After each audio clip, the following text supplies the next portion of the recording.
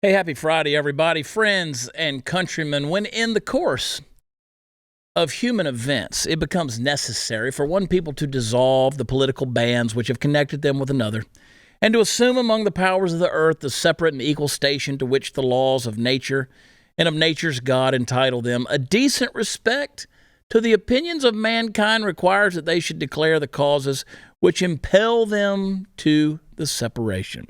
Well, guess what?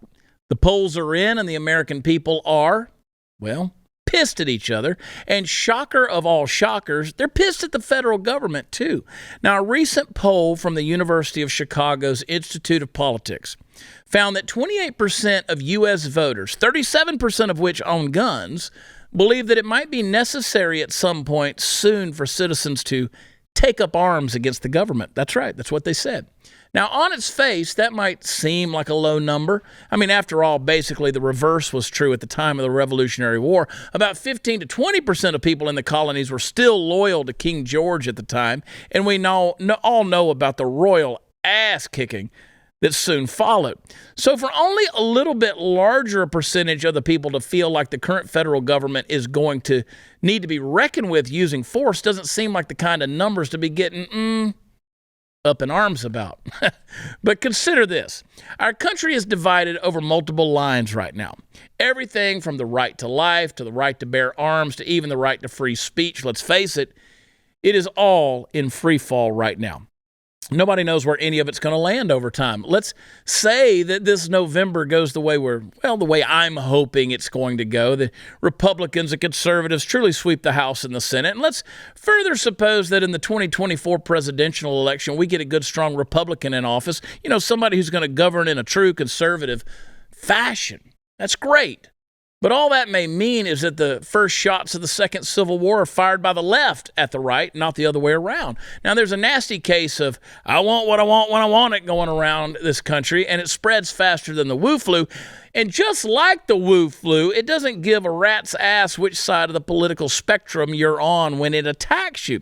We've gotten away from the thing that made the federalist system great in the first place and instead outsourced the majority of our thinking and emotion to a bunch of soulless, high-end politicians in Washington whose primary goal is also informed by the I want what I want when I want it virus. I don't care if there's an R or a D by their name. They're all the problem.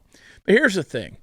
On the right, at least there is an awakening. People have been complaining on our side about the federal government for as long as I've been alive and even longer, and they seem to be truly seeing it right now. Maybe in part it's because we've kind of won some major battles in the recent days, nothing like a few victories to throw a little cold water in the face of a demographic that had all but fallen asleep at the wheel at this point.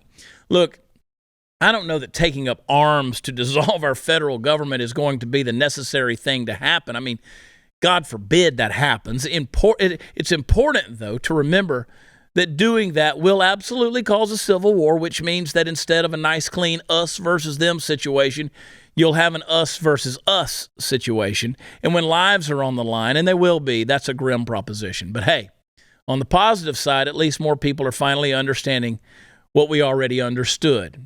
And if we do someday overthrow the government, I can promise you that I won't run for king. You have my word. Maybe president, though. We'll see.